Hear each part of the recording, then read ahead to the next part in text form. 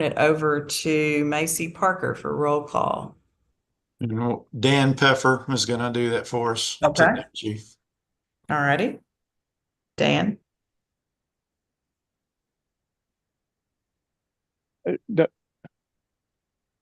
So, sorry about that. I was getting us live streamed. I'm the project coordinator with Division of Capital Construction at AOC. I will call the roll. Chief Justice of the Kentucky Supreme Court of Kentucky, Deborah Lambert. Here. AOC Director Zach Ramsey. Here. Chair of Senate Judiciary Committee, Brandon Storm. Not present.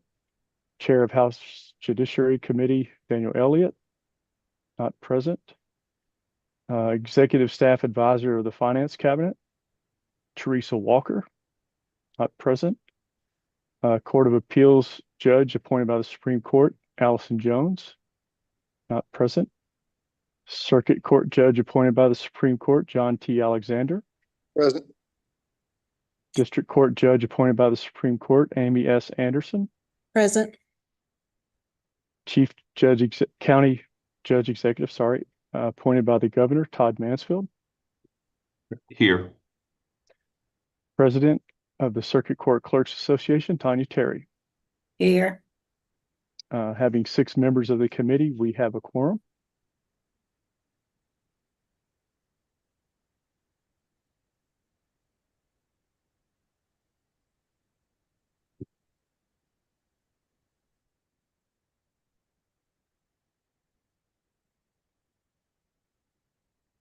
You're muted, Danny. Sorry. We just need to approve the previous minutes of the previous Court Facility Standards Committee meeting. So moved. Second.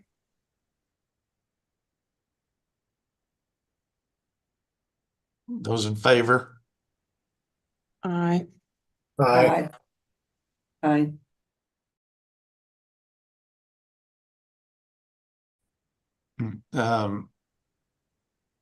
So Chief, at this time, we have the presentation of the Leslie County Judicial Center project. I believe we've got representatives from the Project Development Board from Leslie County.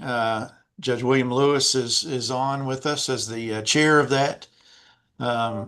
Judge Lewis, I'm not sure if you have any words to share regarding the presentation today.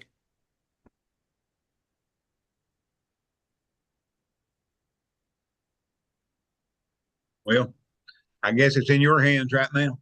We're waiting to get some action over here. All right, appreciate your comments.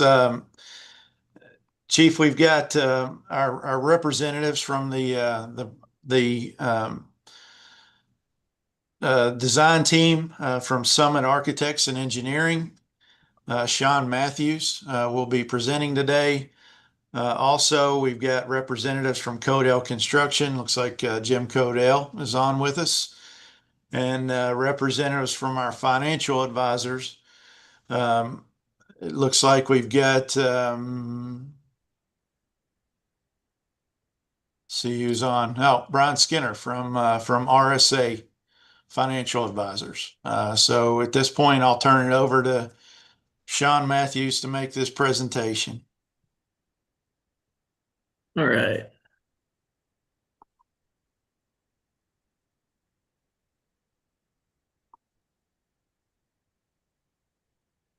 Okay, can everybody see this?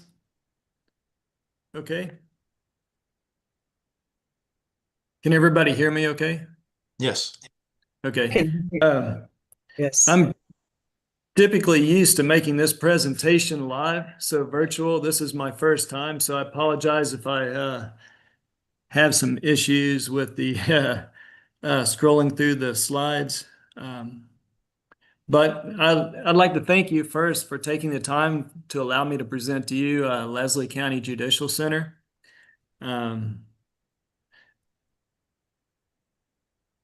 Okay, so our site is at 108 Maple Street in Hyden. It is bounded by Kate Ireland Drive right here. You approach Hayden along US Highway 421. And here's the existing courthouse here on the corner. So the relationship, you can see the new site from the existing courthouse, but it's separated right here by a large creek that runs along this way. There is currently this road, which will be reworked a little bit during construction. It starts from a 2-lane road here, turns into a 1, and then back up to a 2. So we're going to do some corrective work here. There's a parking garage currently across here, and an existing school building, a hospital, and KCOC is located right here.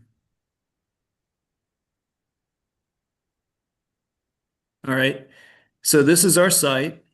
There was an existing 3-story building, school building that sits right here currently, and that's going to be demolished, and we'll talk about that schedule here shortly.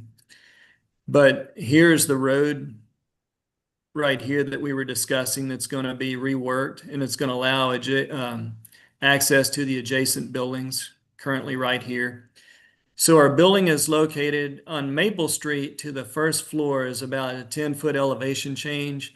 We're going to work that through terracing the grade here with a series of steps and plantings, and to create a courtyard here at the main entrance.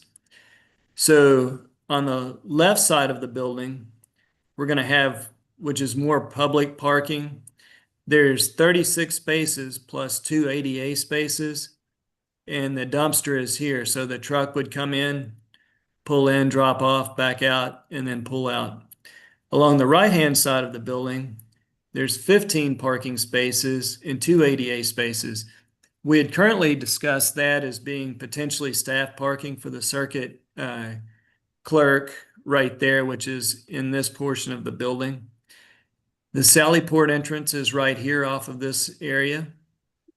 And then there's a drive-in and exit for the secure parking for Judicial Center judges back here in the back. A small eating area back here. And this is a fluid killer, or basically a cooling tower that's enclosed for the mechanical system. The property, the way it sits currently, there's parking all along the side for the hospital, but there's a retaining wall that runs up 3 sides here, here, and here. So those have existing guardrail systems on it, but there's no access to the secure parking from that area. Okay, our floor plan. Oops. Wow. Okay, so the first floor, the building is comprised of 10 components, or programmatic pieces. On the first floor, the circulation, the main entrance is here. You go through the magnetometer in this area right here, and into the public circulation, with the public elevator being here and the main central stair being right here going up to the second floor. A straight visual access would allow you to the public counter for the clerks, where there's 4 stations. This is the permanent work counter here. Initially, we had a driver's license area here, but that's been, per the PDE, removed currently. We have 4 workstations. The clerk's office with visibility to both workers and the public, with a private bathroom, a staff bathroom, a bookkeeper here. We have the staff lounge back in this area. Active and inactive files that are combined in this area here. A work counter, copier, and mail slots right here. Off of the public waiting and queuing area right here, we have the records review with windows so the clerk can see in, as well as the workers can see in at all times. There's a shared conference room from the public waiting and queuing that's also shared by the clerk staff here. Also off of the public waiting and queuing, there's the conference room and resource room right here with the storage room off of that. The rest of the public area here would be directly off the public area would be the bailiff monitoring station with full visibility here. The bailiff training and work area here with direct visibility from the entrance and also to the public area. We have a family restroom on both floors, men's and women's public restrooms. And then this is the transition from the public area to the restricted circulation. Once you get back here, the PDB requested 2 staff restrooms that will serve as pretrial, drug court, CDW. So those will be restricted card reader access to allow staff only. So once you get through these doors, the first area you're going to see is the pretrial suite. It has an office. This is the secretary work and file area that's all going to be in waiting, combined into one space with an NCIC room directly off of that was requested by the PDB. So off of here, directly off of the restricted circulation would be drug court, secretary work and waiting area right here. Shared conference room between CDW and drug court. Sampling restroom here, drug court office here, and direct access for anybody that was coming to drug court to get samples and things like that from the exterior, right off of the public parking. As you go back, there's the CDW that has also a shared secretary waiting, work, and files in this area with the CD office right here with natural light. And you'll see here in just a minute, the district court chambers is here. You have the district court judges chambers with a private restroom, storage, conference area, secretary waiting and work files in this shared area with a law clerk here. Those are also tailored per the PDB. Back in this corner, you have mechanical, electrical, and building maintenance supplies back here with the janitor's closet off of this area here. So when you get to the back of the clerk's area, there's a rear entrance here that will allow you access directly to a dumbwaiter that's right next to the restricted elevator here. That would allow files to go up to the courtrooms in the restricted corridors. There's a machine room right here that services all 3 elevators remotely. A stair that allows access from the first to the second floor in the restricted.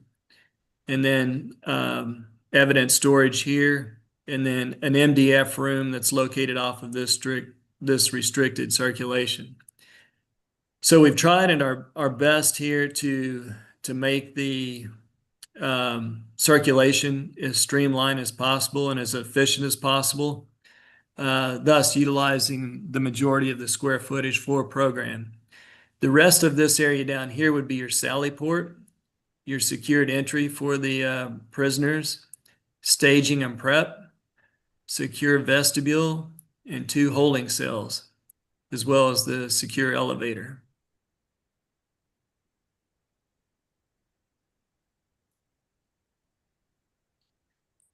Second floor, as you come up, if you're the public, you would come up this stair, and this would be the public circulation on this floor. There's public waiting for the circuit court, as well as public waiting for the district/family court here. We have a family restroom, men's and women's restroom here off of this area, and the public elevator. Both courtrooms are accessible directly to here.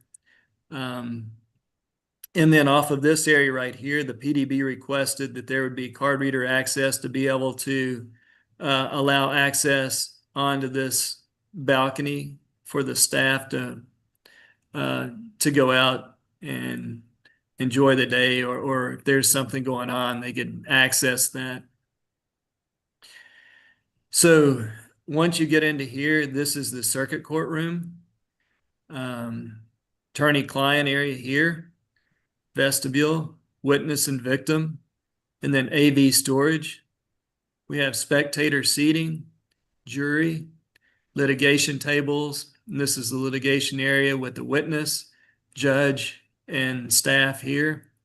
There's a step that goes up to allow access to this elevated area or access down.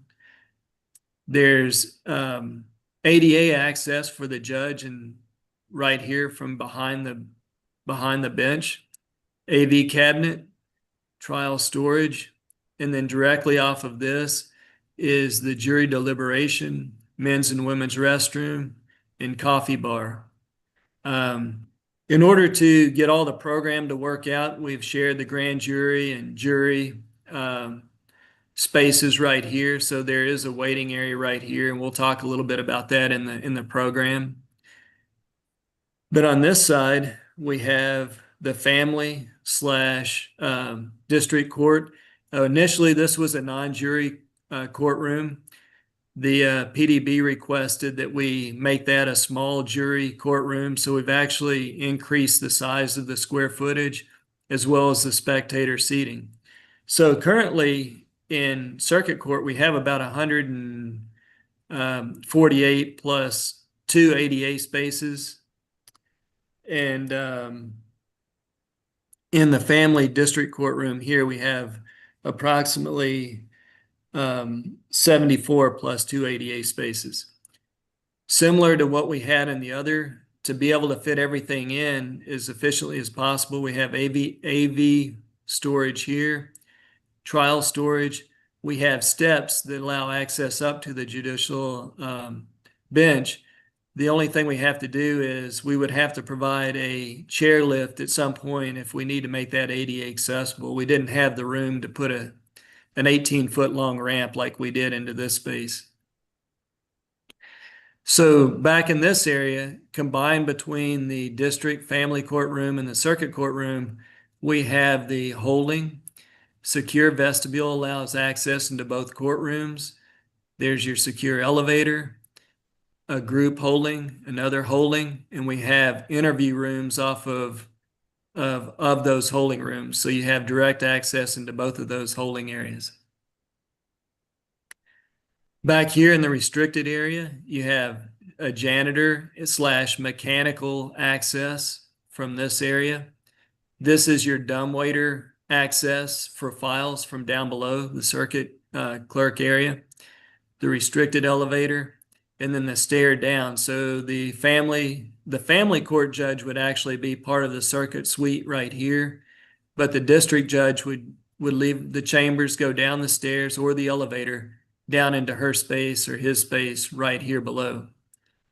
So what rounds out the rest of this floor is directly off of here, you go down the hallway, circuit judge, private restroom, main entry where you have the secretary, break, waiting, and file area all combined here with a coffee bar, a law clerk, a conference room, a social worker, another law clerk, a file room, and then the family court judge with a toilet right here, private restroom.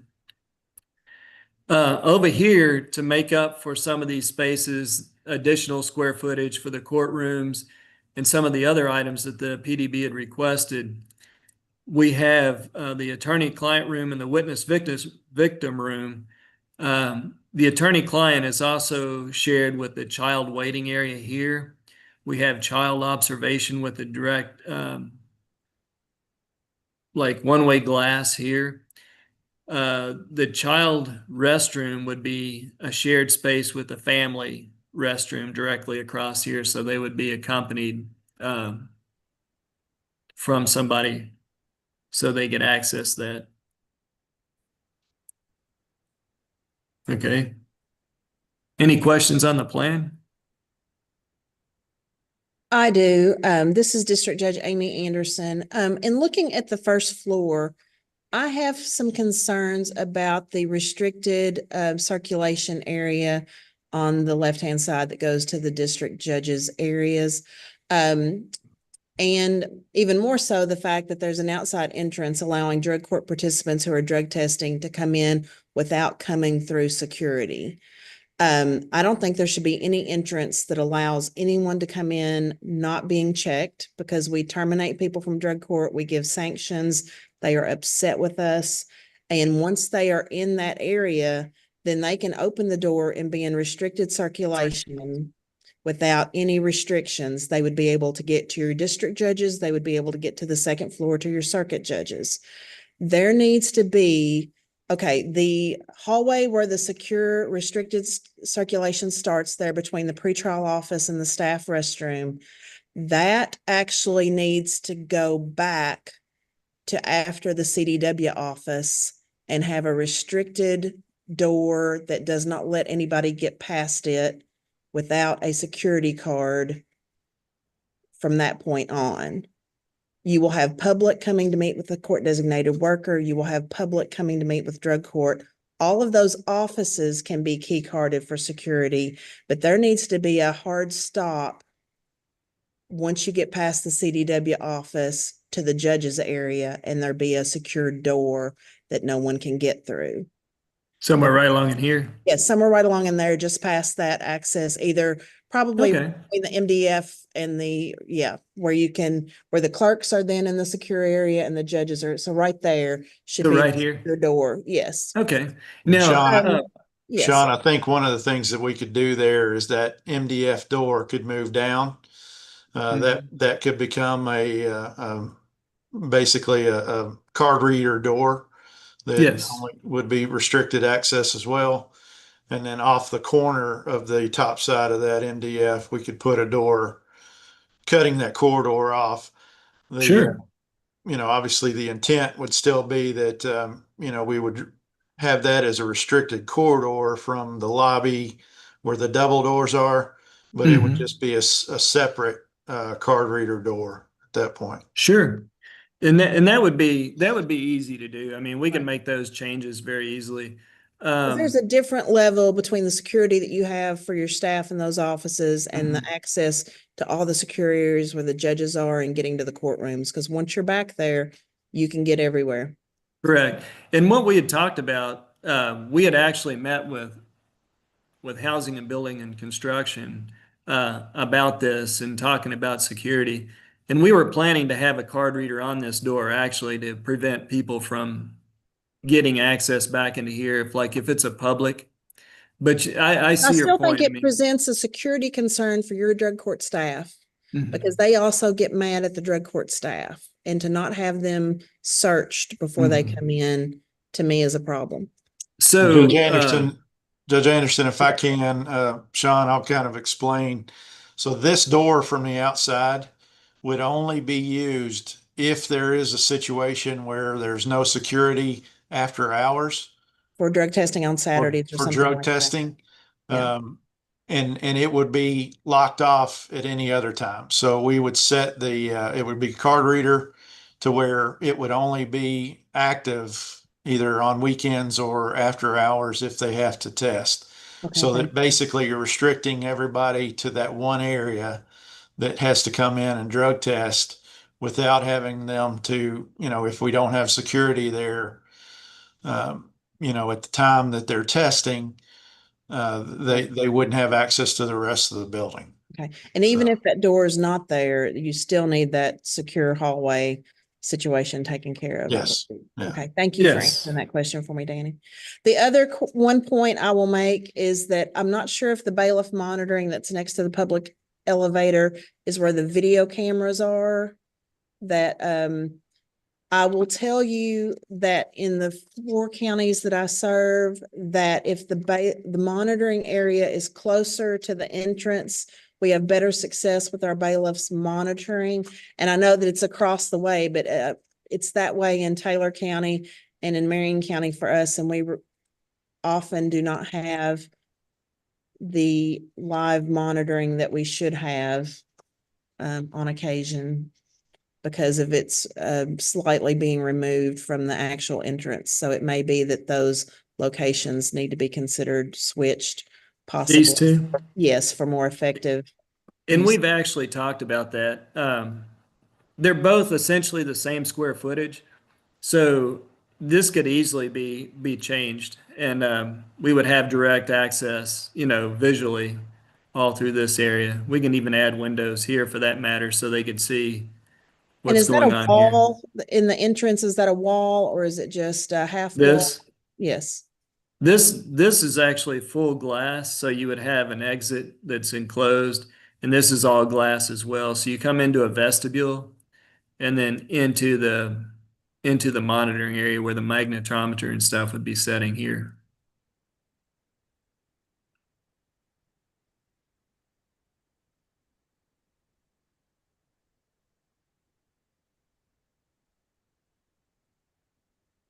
Then if need be, I mean, we could flip flop, the entrance and exit so that we could work something out there.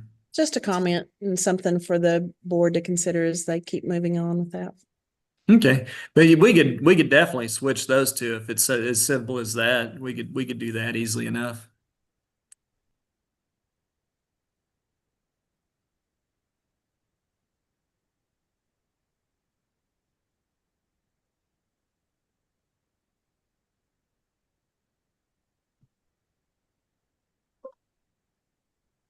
Sorry about that. I'm kind of in tune to security, so thank you. No, that's good. We value your thoughts and sorry.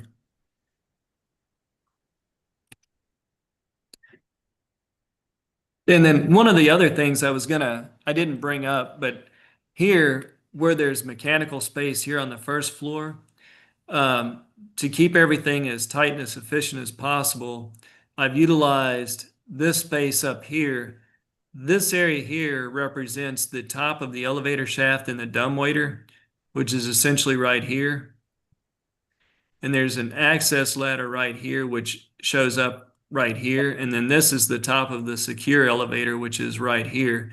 So in this area right here, there's a mechanical platform up there that we would have some electrical panels and mechanical items up in that area.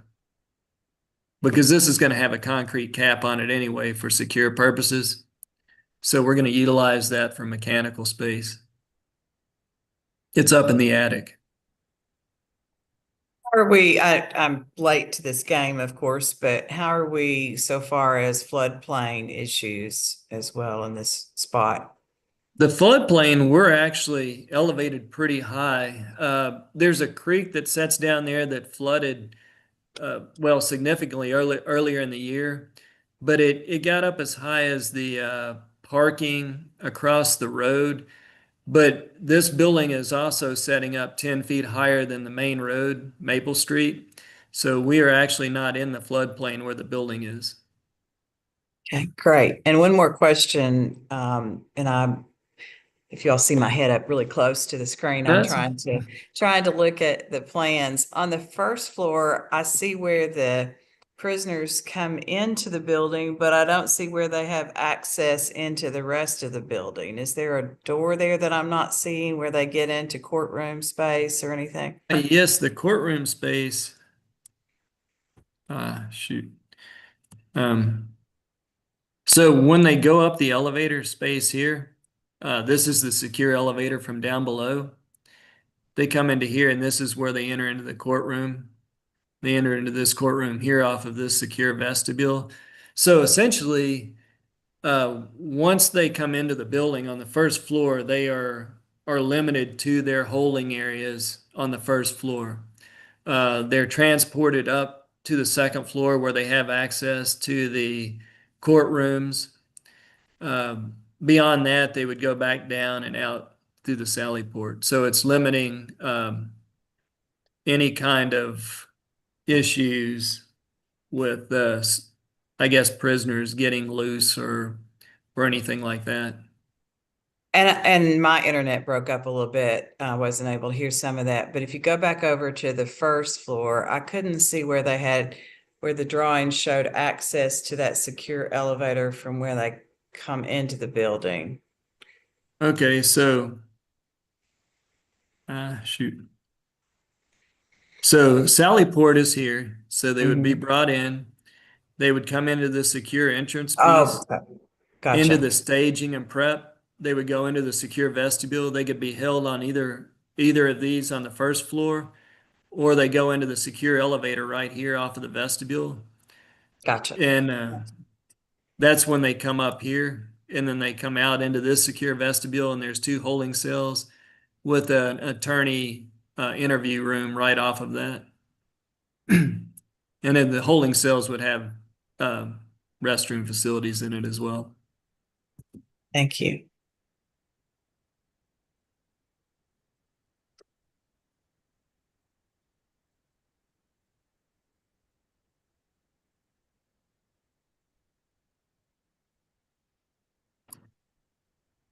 Any other questions on the floor plans? Well, we're still on that page.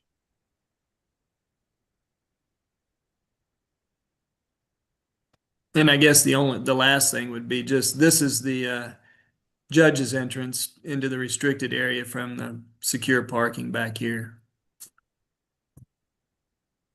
I will say it's a very efficient floor plan. I think it's a very good use of the space. Thank you.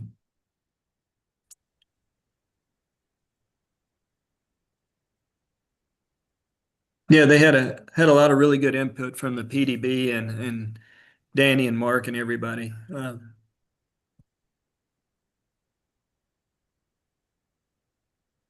Sean, I think we can move on to the programmatic comparison. Okay. Okay, so this is the next slide, then I'll move over to the program. So really, this is what you're looking at. This is Maple Street here. This is the entrance into what we would consider this public parking. This is the terraced area, which would be landscaping, steps, a courtyard, and this is, brick, stone, cast stone, things of that nature here with the cupola, and then standing seam metal roof. So this is what the building would look like. So when we get into here, the program, we'll start with the courtrooms. Essentially, what we've done is really tried to make this building as efficient as absolutely possible. So we've combined a few spaces and talked about that with the AOC and the PDB. What you're going to see here, we added it essentially from the program. It started out as 4,038. We're at 3880, I believe. So we're actually a little bit under. So what we did, we added space for an ADA access or a ramp at the judge's bench. And then right here, we've got a few spaces: jury deliberation, jury restroom, female and male restroom. Those are actually shared with grand jury so that we could take advantage of the square footage. Prisoner holding, that was kind of a little bit unclear. So we're sharing the prisoner holding. There's 2 on the first floor, 2 on the second floor. They're shared between the jury and the non-jury. Well, they're both jury trial courtrooms now, but they're shared. When you go down to what the program said is non-jury, but it's now a small jury courtroom. The PDB, that's what we were talking about here. They've increased the jury litigation area. That's to add the jury box. This court spectator area, we increased the spectator seating as requested. Added space for ADA access to the judge's bench. We have a shared witness and victim room right there, and that's what we talked about with the child observation. And then child observation restroom is shared with the family restroom. And again, the child observation is shared with the attorney-client room.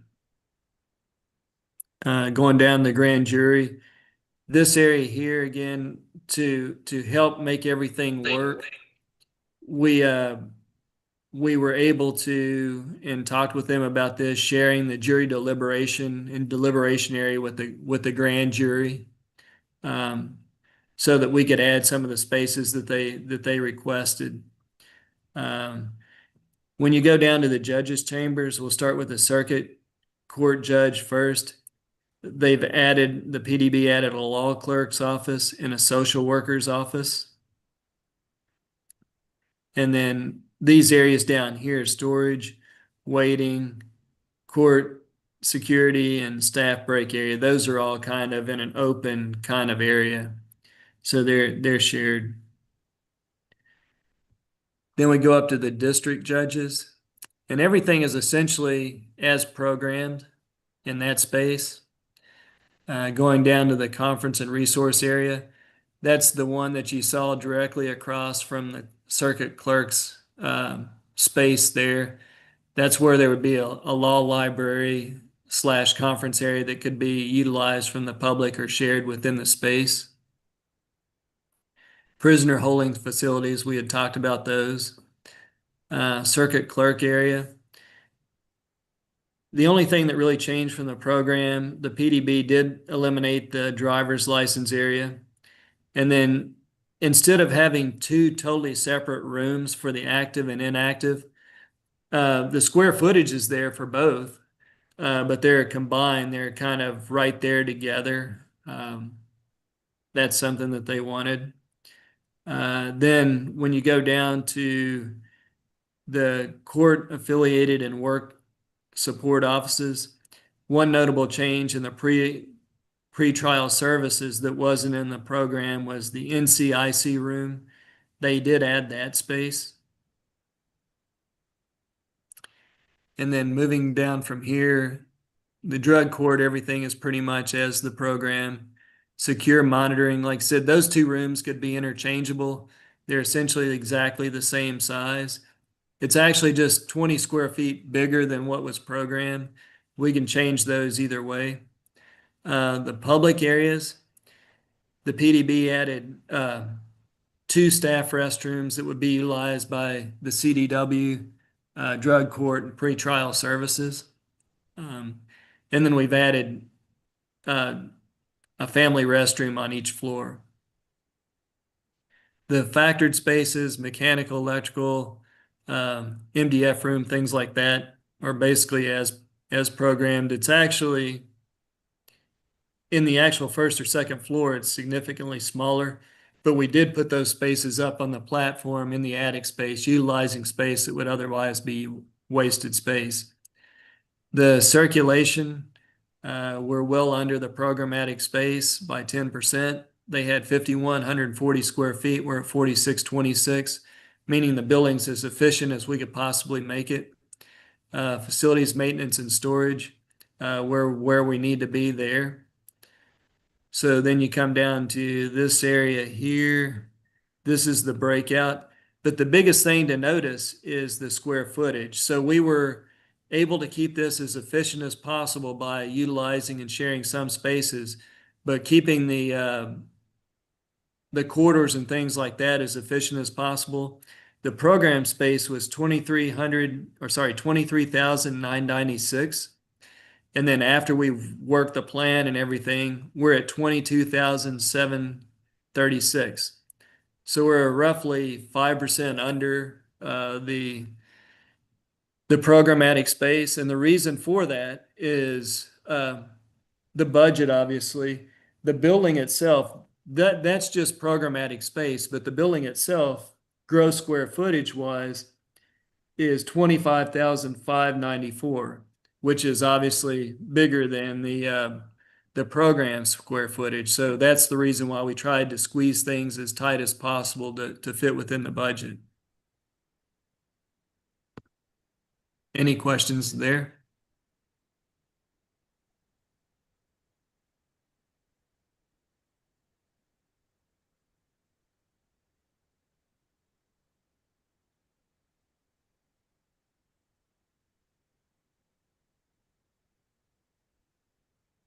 All right.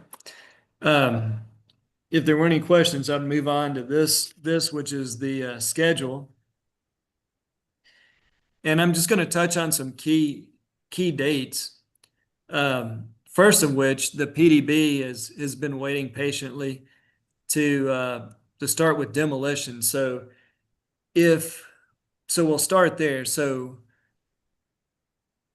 if we were able to get achieve Phase A approval, what we would like to do is we have a demolition package ready to go. It's going to Kenny, and all it really needs to be done is put the bid packs and the front end together and then actually issue it the bid.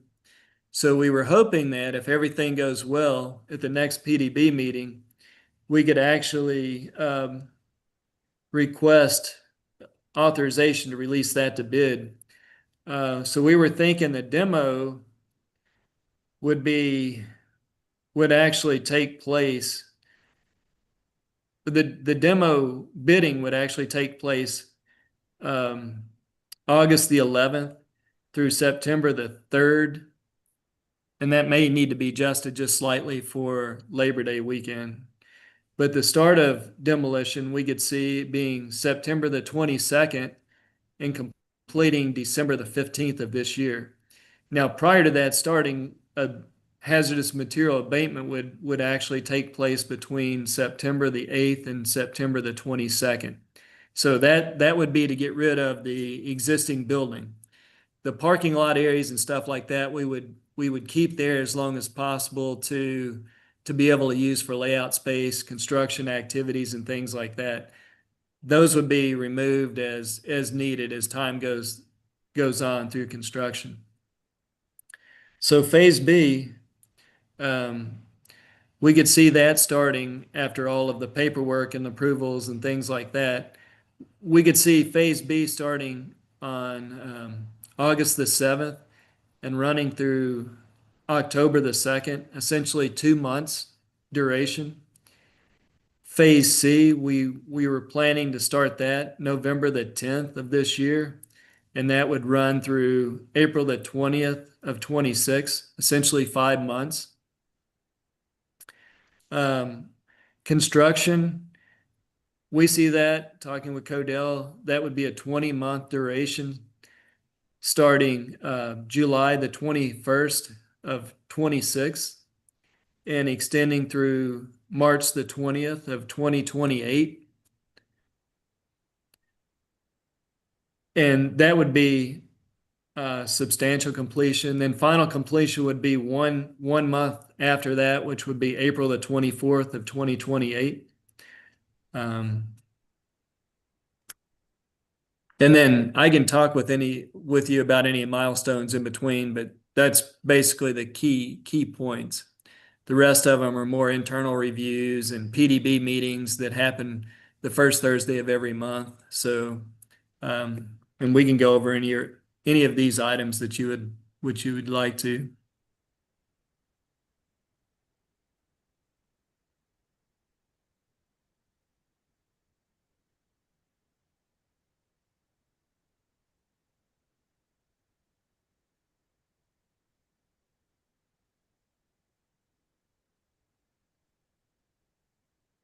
If there's no questions, I'll move on to the budget.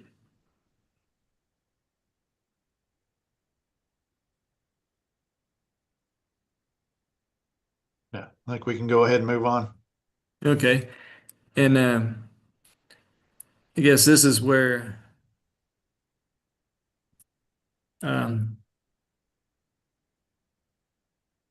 Codell can take it from here.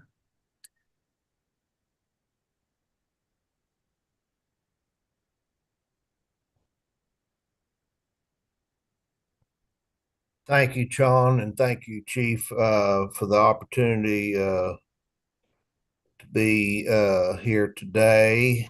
What you have in front of you is our latest and greatest opinion of cost as of today. This is ever evolving cost. I'll be eager to see. I had seen that the Barron County is out to bid, so we'll be watching those numbers pretty closely to see where they are today. But prior to seeing those results, You can see our breakdown. Be glad to answer any questions. Basically, with overall cost of 17,959,364 is where we think we would land if we were bidding today.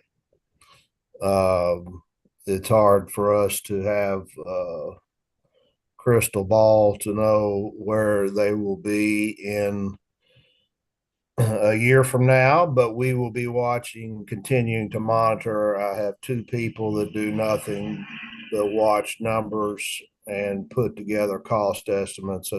That's their sole function, and we will certainly be watching as we move forward and as Sean gets the drawings further developed.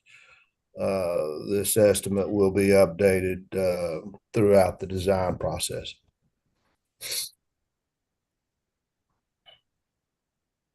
Be glad to answer any questions that anyone may have.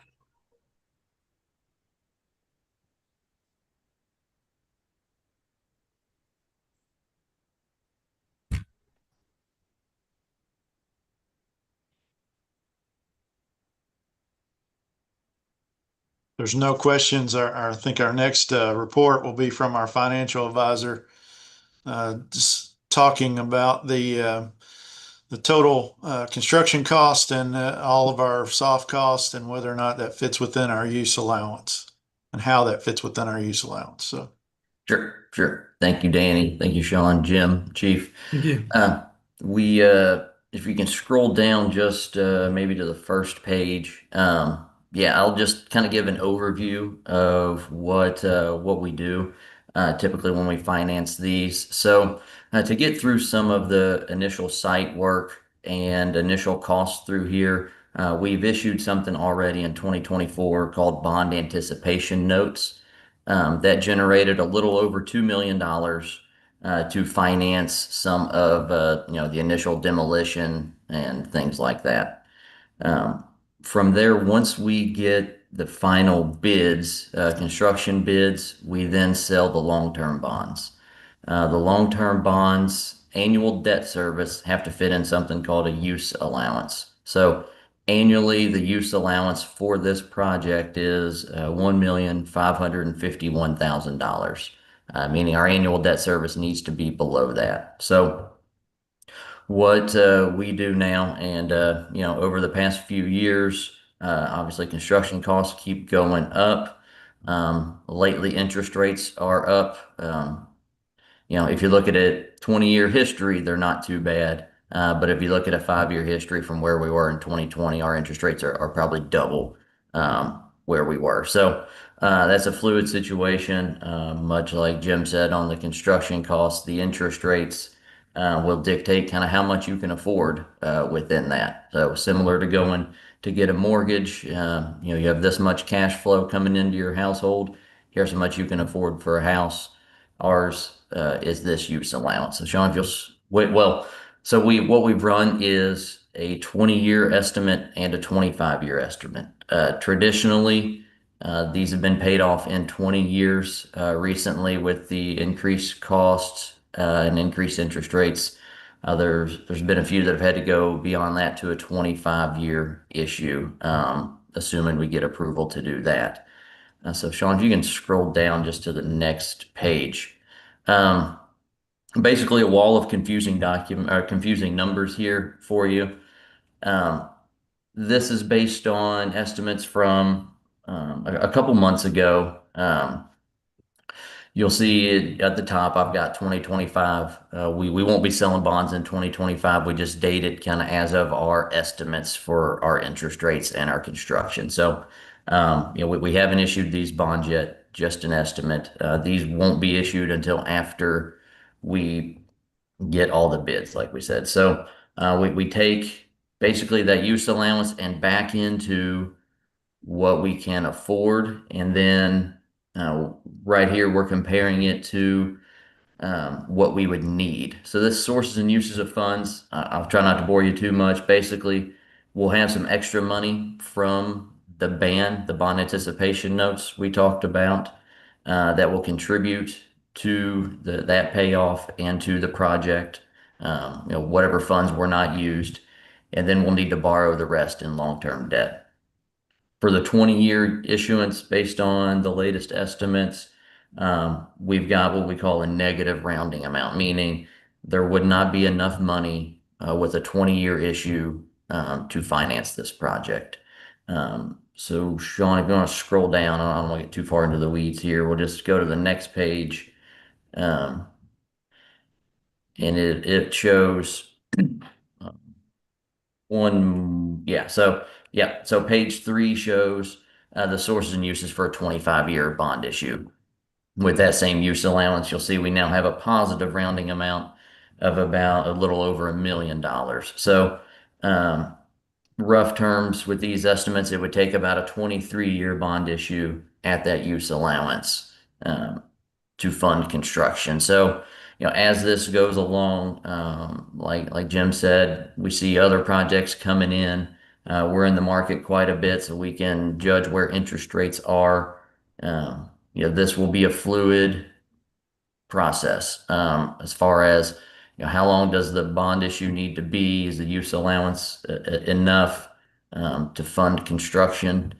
And like I said, based on where we're at now, construction, we've got a 2024 bond anticipation note that's due April 1st of 2026. Looking at that last schedule, we may not have the bid document, so may need to either roll that or try to work with the bank to extend the maturity of that bond anticipation note. So it'll be close there, but that's basically the process for it. Have any questions?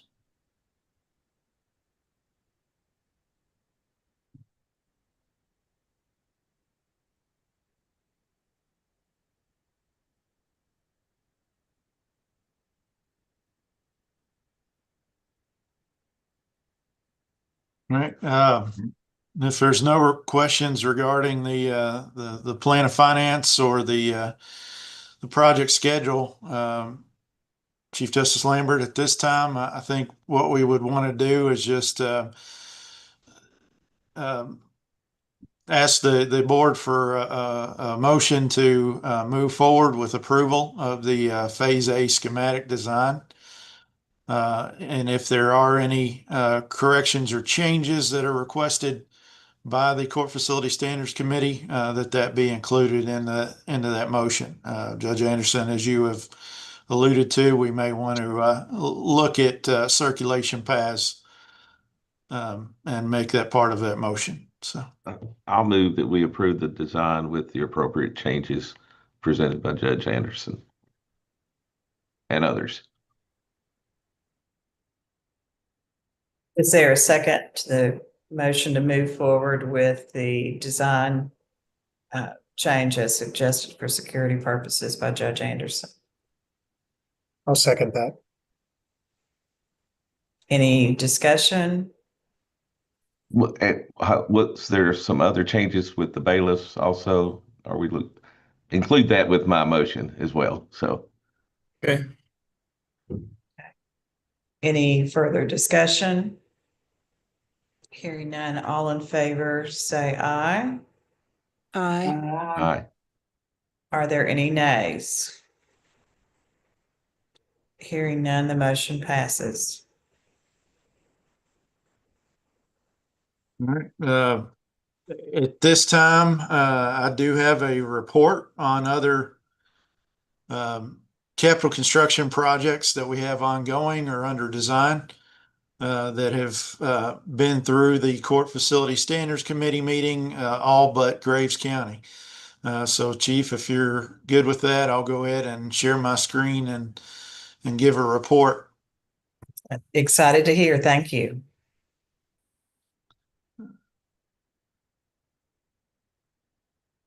Can everybody see my screen there? Capital construction project status update. No.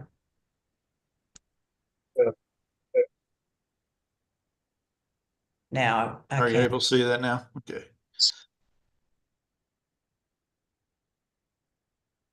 All right.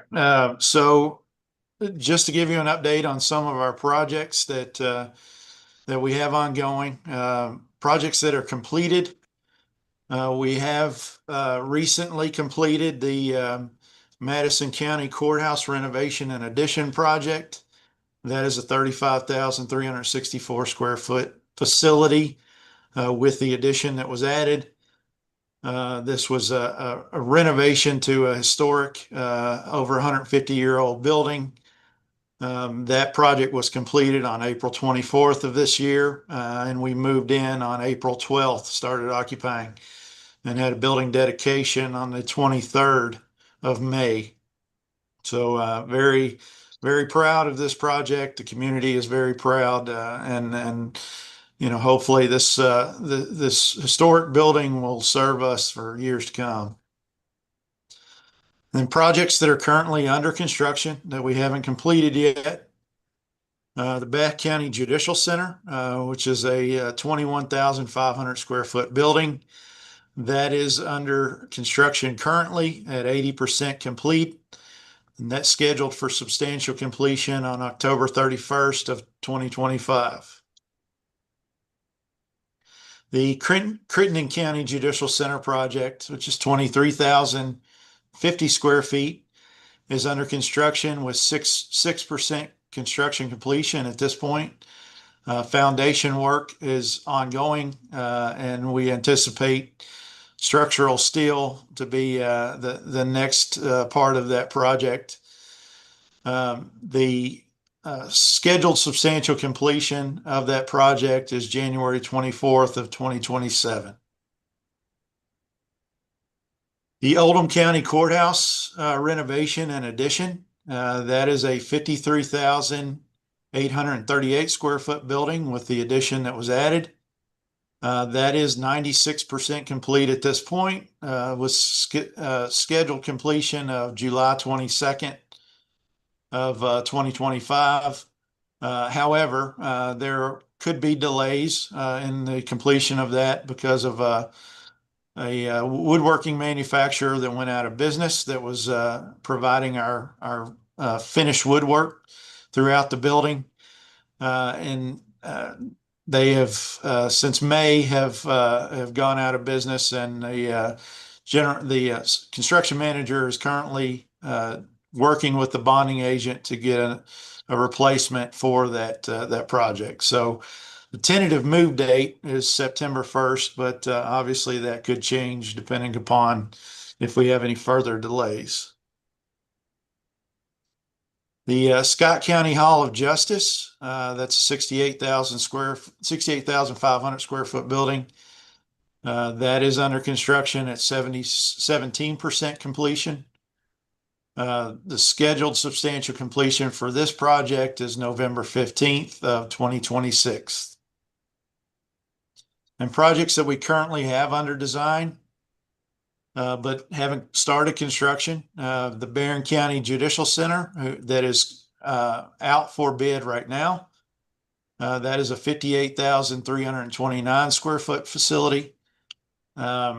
As I mentioned, that is bids are due on that on July 31st of this year. And the anticipated construction timeline is 24 months on that project. The Butler County Judicial Center, and I will apologize, I have the wrong square footage on here. That is a 23,000 square foot facility. There is currently under design development phase, and we anticipate that this project will go out to bid in early 2026. The Clinton County Judicial Center project, the square footage is 31,177 square feet. Their construction documents are being developed, Phase C. The early site package will be let on August 5th of 2025, and the remainder of the bid packages will be let in December of 2025.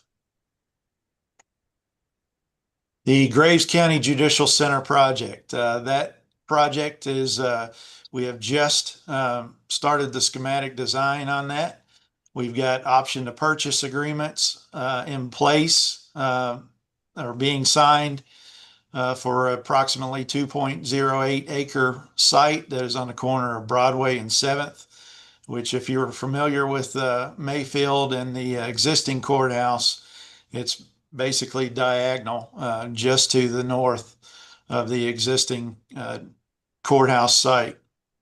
The preliminary site study has begun on that project, on that site. We don't have any timeline yet for the CFSC to review that project, but as we develop the schematic design, we'll be in coordination with the Chief Justice and the committee to work on that timeline.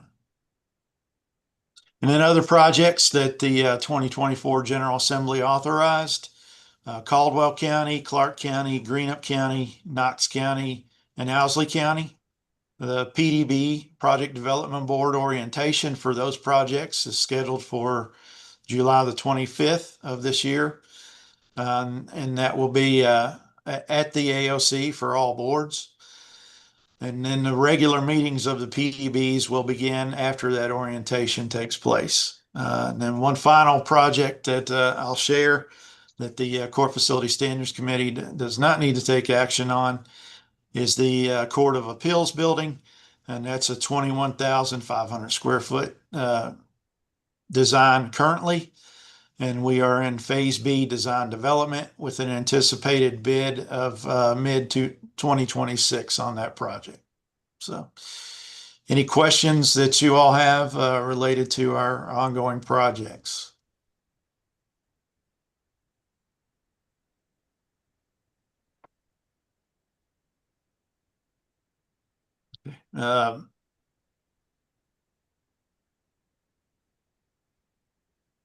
If there are no further questions, Chief, that's all I have.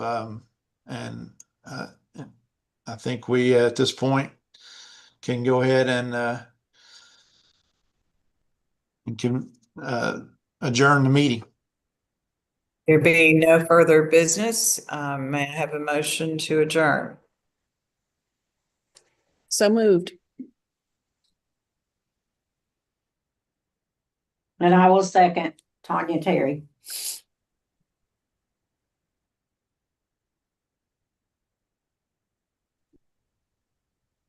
I guess just all in favor of adjournment? Aye. Do we have another meeting date, Danny? We don't. As soon as Graves County gets a little further along, we'll work with the committee on getting that date scheduled. So, All right. Thank you all. Thanks, everybody. Thank you. thank Thank you. you. Bye-bye.